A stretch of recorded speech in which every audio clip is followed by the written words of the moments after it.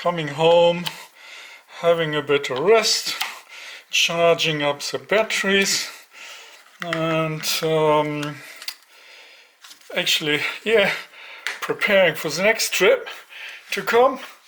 And that's the nice thing of having a break at home, getting everything back into order, tune it a bit, and getting ready, making new plans, learn out of the mistakes done, and carry on doing what I'm doing. I don't know about you, but when I'm coming home, everything get a bit just thrown out, and getting stuff ready again for the next trip, and camera stuff, and throwing all the bills and the paperwork out, and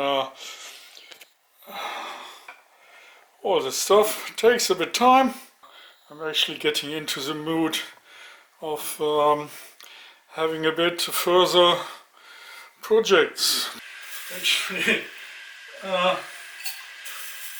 coming home is a bit like after the trip is before the next trip. Well, after the last trip is before the 1, 2, 3, okay.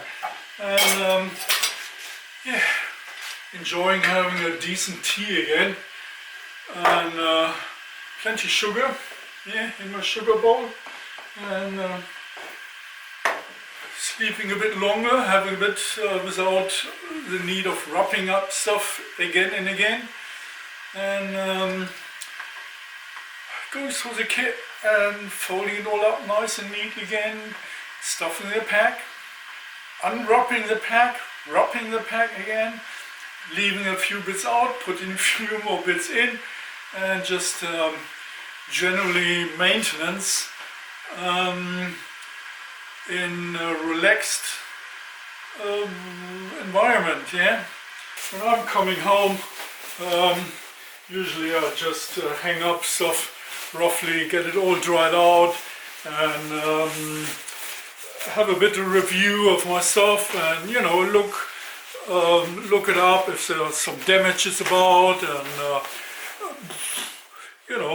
just getting things back into order. That means coming home doesn't mean stopping at all. It's more or less like a longer break while getting prepared for the next trip. Getting my Lopu pullover aired out, and all this stuff, and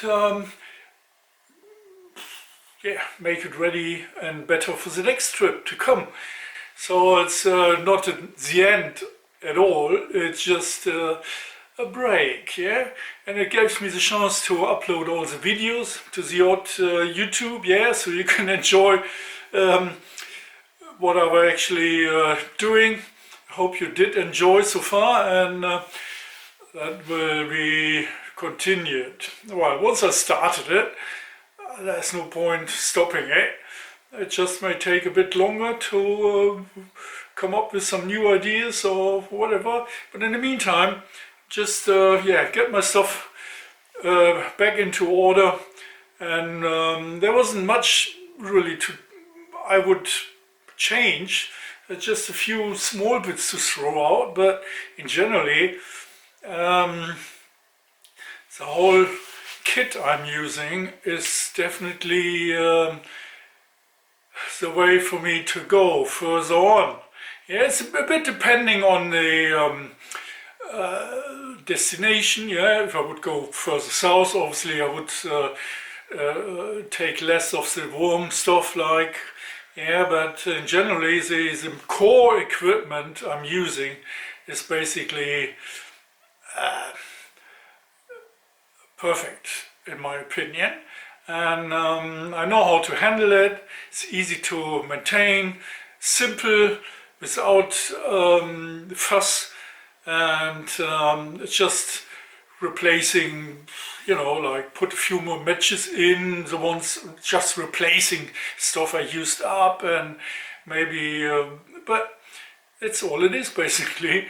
So I already, if you can tell like that, on the way further on, even if I'm staying at home for now, I'm not really stopping at all. Yeah? Sitting here back home again, it's yeah, you see, this one, I use this one in my pack. That's the one you've seen on the trip, and instead of filling it up well, I'm gonna fill it up, but I still got another one, but I only have to swap that over like that.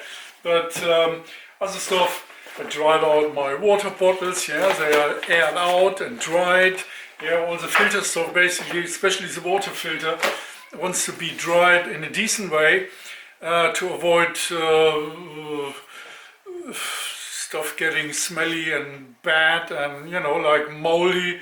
So airing this stuff out. And what I did notice actually is the Plesh Paletka is actually, well, a proof basically, the one item I used the most, actually every night, yeah, and in some cases over the daytime in the rain.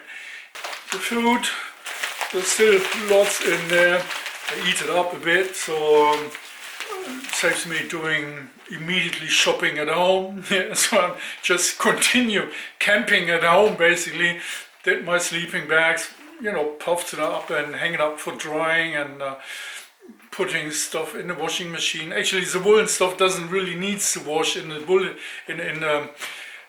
washing machine, but well, I got a special woolly soap stuff, so the socks and the underwear really wants to be washed a bit, but just slowly, you know, like in the program for the woolly stuff, not mix everything up for the color, and you know, anyway, yeah. To reconsider the maps, no, well, I actually don't need these maps anymore. They're more souvenir now, unless I'm going up to Finland again, which I eventually do. Yeah, maybe my mate persists next time by seeing all these videos and thinks maybe it's a good idea to join me next time, yeah, and say, well, let's go there and have a look around again and find some new adventures. It's always, every day is a new adventure in the woods. As you could see, you know, even the little dragonfly, I was really surprised to find that, yeah, and other stuff just happened as I'm going along. Nothing was staged up, or it was just a life experience. And that's what I like and love basically on these trips. That's what makes life so interesting. Yeah, and yeah, just continuing. It's about, as you can see, just tried to do a bit an afterthought, not a review to my last trip, but a bit an afterthought. Some things coming together, and something I didn't mention in the video, and lately actually I came across, because, well, came across talking a bit more about the Lars Fält Knife. I had that on mind for quite a while, since I made the sheet for it, yeah, the scabbard from leather. And you've seen that in quite a few of the videos, dangling on my belt, yeah, or using it. So I thought, well, add a bit of information to it, because yeah, I did do some maintenance on it, yeah, show you that. Actually, I wanted to show you the knife in its full beauty. Let's see how dark the wood coming out. Actually, I oiled that, yeah, again, and by reading a bit more about this Bushcraft knife, it's actually available, and that's why I wanted to do this update on the knife itself. It's actually in reality available in 4 variations, right? So First of all, the easy one you can actually, and it's actually stated on the Casström's website, which I put the link down, yeah, so you can read that. And it's available in left hand and right hand option. It's probably just because the grip is made slightly different, or I don't know, maybe the belly is formed a bit different, but the blade itself is basically the same grind, yeah. But the major difference is the steel, yeah. And they do them in the earlier version, and it's still available. Mentioned on the Casström website, it's the K720 steel. That's obviously the older one, or some of the first blades they made. It's actually contains more carbon, so it's more prone to rust. But it actually, compared to the newer version, which is the Sleipner or Sleipner steel, which is, both are tool steel, yeah, but the later one, the Sleipner steel, is more, oops, the light is gone, is harder. That means it contains more chrome, and it's not as good for throwing a spark on a magnesium rod. So that's actually the major difference. If you are keen on having long-lasting, non-rusting, or not getting ugly in any way, or not as fast as the one that contains more carbon in it, then you go for the Sleipner steel, which is harder and basically, let's say, slightly better for battening, and you know, if you want to bash the blade. But if you are more into having it for carving and lighten your fire with the carbon, with the magnesium rod, yeah, the K720 steel is better for throwing sparks. Yeah, so it's better for making a fire or whatever. So this is basically more the real bushcraft option, and that was the reason why I actually unconsciously mentioned that it's hard to get by, because at the time when I bought that, about 6-7 years ago, I explicitly looked for the higher carbon contents because I wanted to use it for sparks, yeah. So that's something you may keep in mind. And as far I could figure out, maybe I'm wrong, but if you can see, I have to do that in more detail. I think they did the engraving as a distinct, first of all, it's written K720 on my blade. I'll show you that in detail in a minute. And but what I think, and what I saw on some of the videos, if you turn this around, it's plain, yeah?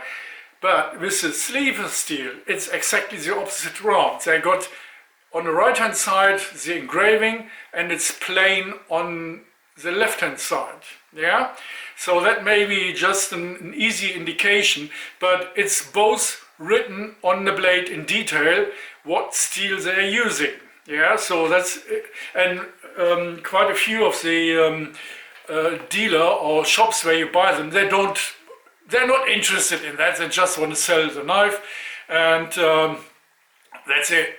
So, but for your own purpose, and keep in mind what you're gonna do with this knife, for throwing spark or rather for heavy woodwork, yeah. I mean, you can still use this for heavy woodwork as well, but the one is a bit easier to sharpen, and I mean, there's something, it's just the chemical steel contents, yeah. So I put the link down and keep that in mind. See the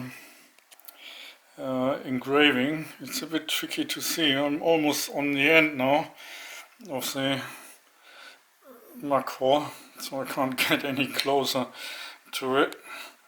But yeah, see, it's a wonderful knife, and it really, as I mentioned in the video first, it's actually the grain of the wood comes out like honey, and if it's oiled, yeah, and it's a beauty. I mean, it was fairly fair and very light when I got it first, but then continuing oiling it, the wood, and it soaks further in all the grain, and the pattern of this curly birch really comes out. And yeah, so this is the one I'm having, because I'm gonna use that for fire starting, and I got my nice scabbard with it, and it's all I wanted, a nice knife, and which is a joy to use, yeah, not flashing around or threatening anyone, maybe threatening some sausages, getting chopped in slices for my meal, but that's it.